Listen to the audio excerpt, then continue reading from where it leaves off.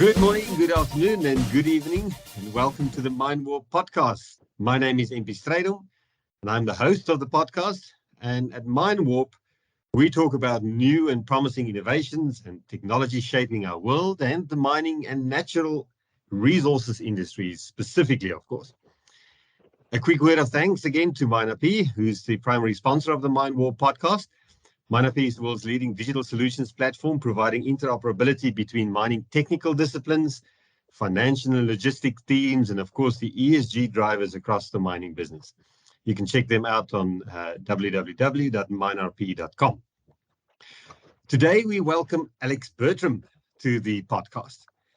As a self-described real-world technologist, I like that, the work that Alex and his team has been doing over the past years to press digital solutions into service to eliminate dangerous work has captured a lot of attention. And of course, that's not the only thing that you've been doing. Alex, welcome to the Mind Warp podcast. Thanks, MP. Really happy to be here. We're speaking to you in Perth, is that right? Yeah, that's right. Normally sunny Perth, a little bit rainy, which is out of the ordinary.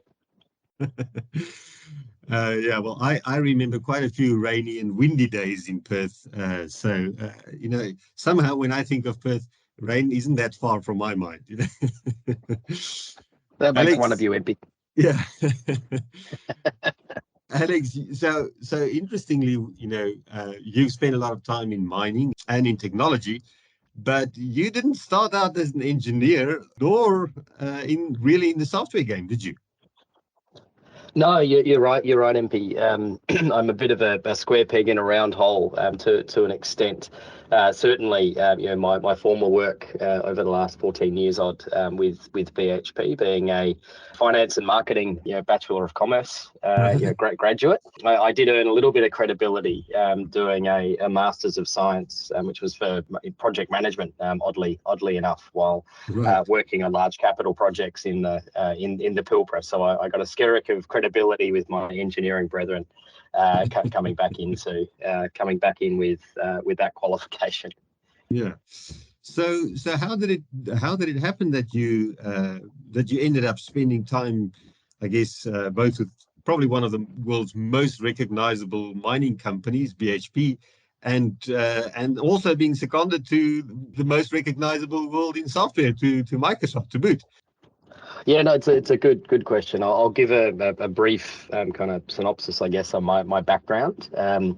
As I said, around 14 years with BHP in total, since moved out of BHP very recently. A lot of folk, particularly some of my friends, would always ask me, how have you been in one place for so long? And the reality is that I wasn't. I worked for one company, but had a lot of different experience over those 14 years. In particular, the first 7 years of my time at BHP was heavily focused in the major capital project space as a study business analyst to start with, across into being a project engineer, out getting my boots a little bit dirty in construction, and then back into study lead roles and doing pre-feasibility studies and concept studies and those sorts of things before heading off into portfolio management with our head office in Melbourne. Beyond that, the second 7 years was really where I got the opportunity to work on real world problems and leveraging technology to solve some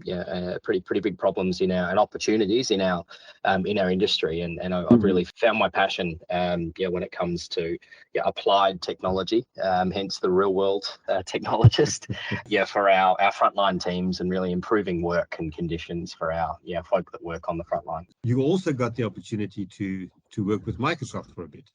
Yeah, so that was a great opportunity to work with the team in Microsoft for around 6 months. That came about a bit of a confluence of events.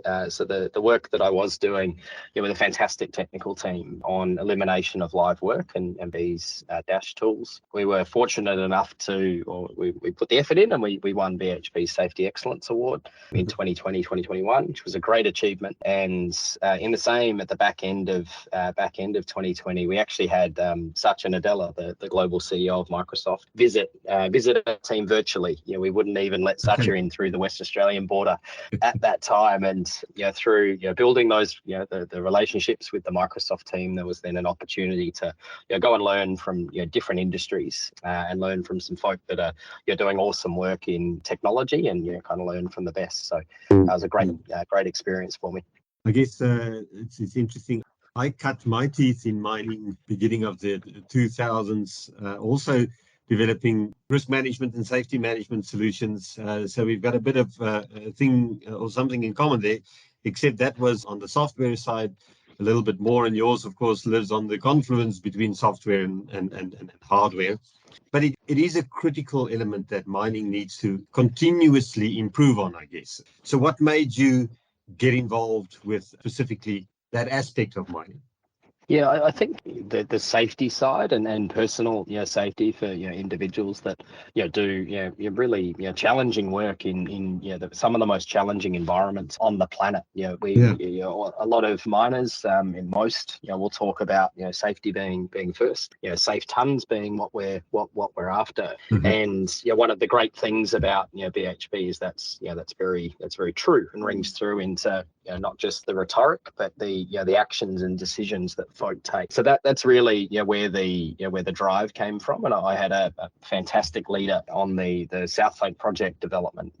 Tim Day is his name, and Tim set a goal to change industry and to eliminate live work from all mobile equipment, and that's where the journey started for me. You told me a really interesting story when we first talked about. I think was it a fitter who demonstrated the real danger to one of your senior managers who came around to have a look. Why don't you tell us that story as well? Yeah, no, that's a good one, and I'll maybe hold the names to keep the innocent, dot people in. Yeah, that's fair. That's right. So we at one point we had one of our quite senior executives come through one of our operations where the tool had been deployed, and she had a great interaction with two of our frontline fitters that had demonstrated slew ring deflection measurement, which is one of the really risky tasks in our industry on hydraulic driven excavators out in the or any excavators really out in the field, in the pit, in open pit environments. And what slew ring deflection is for folk that haven't seen it, it's the great big bearing that's maybe 2-3 meters diameter that holds the tracks of the machine together with the top deck of the machine.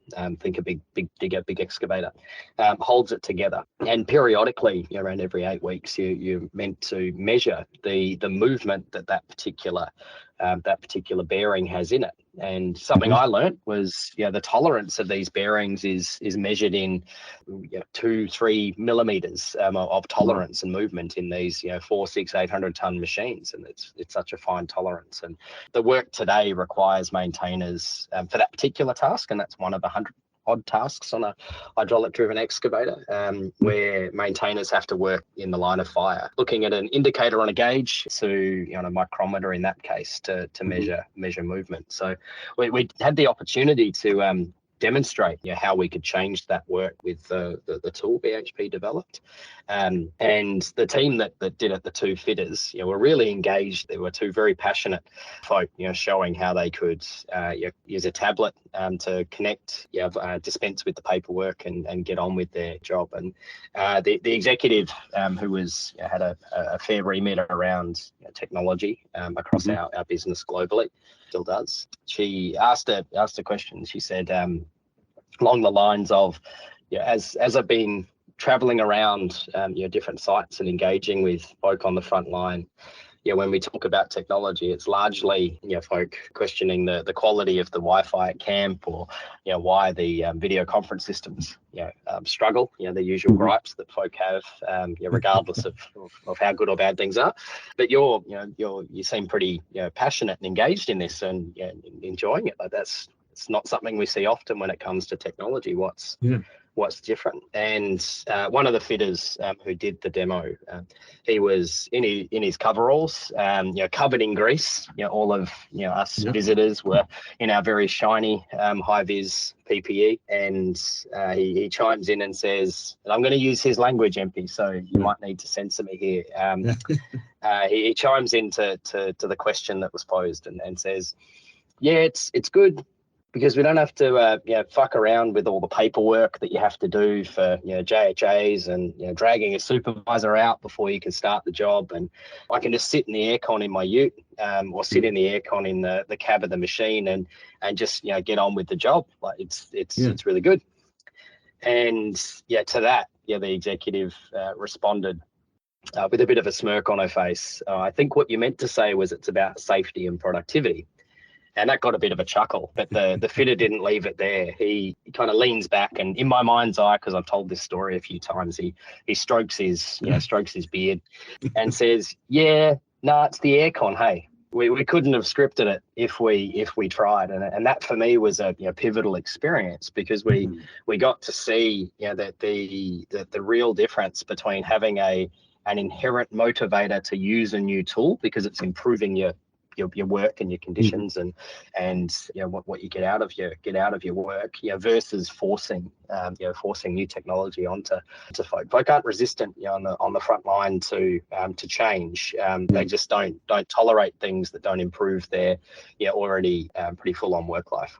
Absolutely. That's a really interesting story. I enjoyed it a lot, but I could also see him in my mind's eye. But I think something that stands out for me there was, how it is really not only about the physical work and the physical danger, but it shows how even in that small instant, there was already a bit of transformation that had happened.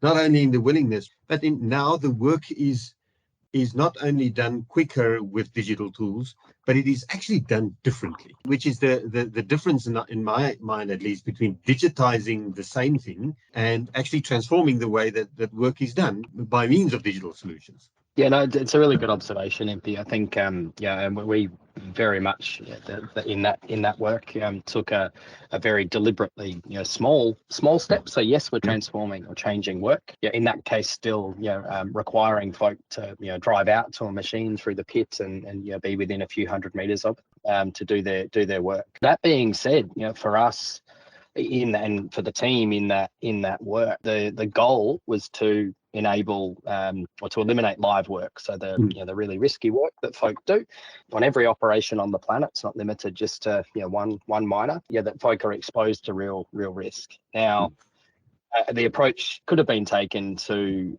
roll out the tool and kind of force something on team. Actually being used and embraced by teams who face that risk every day. In the case of BHP's work on dash tools, you don't actually address the risk to start with. So if you're not changing work, what are you actually doing is probably my challenge to a lot of digital transformation efforts. Yeah. Of course, one of the, I guess, enterprise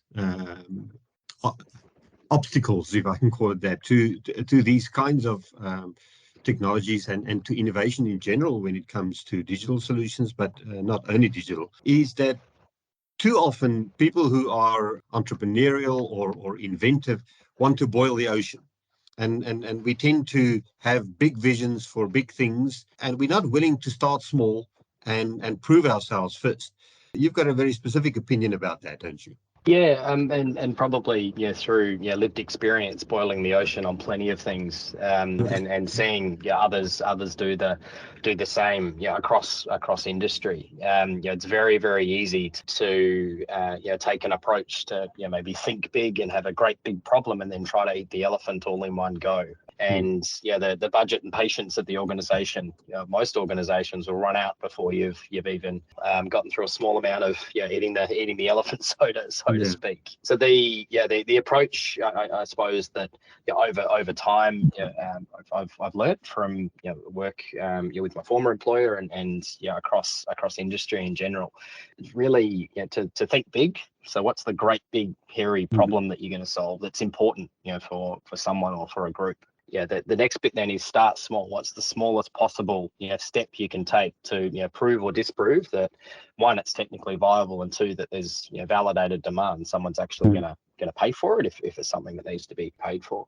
And once you've done that, you've proven that the problem can be solved, and there's real demand there, and someone's going to put their hand in their pocket to pay for it. Scale it fast. Because people will beat you if you don't move very, very quickly. So that approach certainly is something that's really helped to focus on a really important goal. And I talked about the organization's goal on the work on Dash, but then breaking it down into very small components has been really, really important. And maintaining that focus over time is also something that's really, really important. It's very, very easy to get distracted by the other opportunities and features and capability that you can bring into a solution or a product. You have the risk of ending up diluting what you're actually trying to achieve and taking your eye off that ball. So you've got to, I guess, dream at the level of the epic, live at the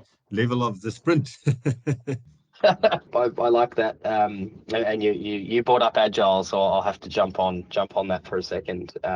It'd be another learning, certainly for me over time. I think I was the first person from the big Australian in a very long time, maybe even ever, to attend the Agile Australia conference back in 2016. It was the first conference that I'd been to, and I'd been with BHP in that case since 2008. And my boss at the time, when he approved me going to that conference, he was new to the organization, new to BHP. A fantastic mentor of mine, Alan Bai is his name. Influential and get stuff done person in our industry, and I'm very fortunate to be under Alan's tutelage for a while there. And it was interesting when I attended Agile Australia for the first time. I convinced the folk on the registration desk to take a look through the registrations and tell me how many other folk from mining companies were there. And there was only one other person, I think it was from MMG Mining there at the time. Fast forward to Agile Australia 2018 or 19, or maybe 19, there was a contingent from my former employer and certainly many others, but it's certainly not a panacea either. There's a lot of benefit to the methods. No, definitely. So one of the interesting things about that method, I guess, is also the involvement of bigger teams in smaller sprints. And you talked about, let's call it, diversity in teams. I saw an article that you wrote about, getting younger people involved really early on and the value that added. What's your opinion on training versus experience? Yeah, I think you need both. Like theory without in practice, understanding is pretty difficult, regardless of the discipline. And it's okay to have folk that maybe don't have the experience. We've all not had experience in a bunch of things at any time, but making sure that you give folk that that experience, or at least pair them up with people that do, and they can learn from one another. I think that's really important. Maybe more broadly to your question, we've seen, or the industry has seen the benefit of having diverse teams and really diversity of thought coming into how you operate or build or whatever it is that you're doing is really, really important. But diversity without inclusion and without enabling folk with different divergent views and opinions that are driven from a whole bunch of different factors. If they don't have the ability to have their voice heard and be able to influence things, then diversity is not worth anything without inclusion. Then it's merely presence. Yeah, it's a good way to put it, MP. So I wanted to actually read a quote from a post on LinkedIn. BHP Billiton CEO Mike Henry, who was commenting on Dash tools, and we were talking about agility now, and he linked the two concepts, the development that you've done and agility and competitiveness. He says this type of agility resource companies will need to be competitive in the future. I thought that was a very keen observation, that he linked fast innovation with the kind of agility that mines will need to remain competitive, because mining mining is changing. I always ask our guests, do they think that there's really real change? And some think nothing has changed much over the past 20 years. And some say, well, you know what? If you look in smaller areas and you're willing to dive deeper, things are really changing. What's your opinion? Yeah, I'm with you, and thanks for that sharing the Mike Henry quote. That was actually Mike's first speech after he was announced as the next CEO of BHP. So my team and I at the time we got a lot that pumped up our tires hearing Mike talk about our story and the approach that we'd taken to take a really big problem, think big. Eliminate live work from all machines, start small, and what he talked about, and I think some of the details are even in the speech. We took a great development from a team before us that had developed a sensor gateway into machines, and used that to then or demonstrate that we could address live work by putting sensors in harm's way, not people. And we did that work on a very small excavator in a little 1.7 ton excavator in about 6 weeks, from an idea on a whiteboard to a full system working. We're able to then build trust with operators enough that they let us do the same thing in the same time period on a 400 ton excavator in the field. Jump. So that was another 6 weeks. So there was 2 weeks in there on top where we managed to get through our the cybersecurity side of things. It's really, really important to get that right, and that gets the 16 weeks that Mike referred to, from an idea on a whiteboard to a full scale prototype. So very, very proud of that of that achievement very early on. Alex, I think we should probably start drawing this to a close, although I could chat about this for for hours more, and I'm sure you could as well. I wanted to ask you just to reflect for us on some of the objections that you had to overcome. Now, I'm not talking about obstacles as much as objections. Was there a lot of doubt that things could really change? And then in the end, was there actually really an improvement in the safety figures that you observed? And you can talk about your specific experience, but you can also talk generally. Yeah, sure. No, it's a good point, and maybe to make that point, I'm certainly not as a former BHP employee, certainly not talking on behalf of BHP, and these stories are great to be able to share, and a lot of them have been in the public domain for a little while now, but it's great to be able to have a conversation, MP, with you and share it with your audience. Yeah, certainly, lots of objections and obstacles along the way. When you're trying to change work in a material way, you get that. One of the things that's been quite interesting through this journey has been the difference in response from industry. And when I talk about industry, I'm talking about partners in large heavy equipment, OEMs, and even peers in industry, or competitors. When you're talking safety, it actually drops a huge amount of obstacles and barriers, as it should. No one, I don't think any of the miners would say that they do safety for competitive advantage. No one in industry gets any benefit from folk not getting home to their families in the same or better condition that they turned up in. And that's been really kind of inspiring for me to see the industry really rally around this particular. This is one solution. There's lots of great safety innovations out there, but being able to motivate real collaboration across industry has been extremely exciting. And the kind of leave your badge at the door mentality that we've seen has been phenomenal. In fact, towards the end of last year, this was publicised by BHP at the time, we had Rio Tinto, Newmont, and BHP, together with representatives from Caterpillar, Komatsu, Liebherr, and Epiroc, at one of BHP's operations for a few days, together collaborating on improving frontline safety and eliminating live work in heavy mobile equipment. The thing that surprised me the most, during that visit was we had a great mix of senior leaders, to the maybe more important people that swing spanners and hammers on the front line from all of those organizations. None of them had seen that happened before across miners nor OEMs at that kind of scale that we did. And these are folk with, I think, the collective experience that we had when we summed it up across the 20 or so folk that attended. It was in the hundreds of years. Lots of folk with 10, 20. There's a couple of industry veterans with 30 years experience there, and that really surprised me. That we haven't seen that level of collaboration. We certainly see it in the safety space in oil and gas. Oil and gas probably, unfortunately, motivated by the catastrophic nature of fatality risks that they face. From a process safety standpoint, they have rallied together. Mining, we haven't seen that as much, and I think there's a great. I've certainly seen that over the last few years, and something that I'm really passionate about being involved in and helping to drive across industry, even as I move out onto my own ventures. Can you let the cat out of the bag? What your new ventures will entail?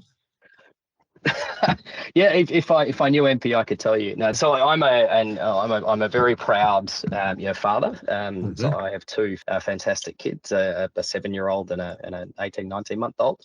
So I'm taking the opportunity in between things to take on a much harder role of being dad and taking on more of the weight in our household as my fantastic partner who's a process engineer who works for Chevron. She's stepping into a bigger role, so I'll take over some of the heavy lifting, mental and physical, on the home front for a little while. At least I'll try to. That's the broad plan. Is spend some more time looking after the household and with my young family, but also helping in areas where we can really make a difference across our industry, and both learning from others and also transferring some of what we've done as an industry to other industries. I think there's a great opportunity on the safety front, and also the ever emerging decarbonisation agenda. There's a huge urgency and a lot of action required there. So that's another area that I'm looking at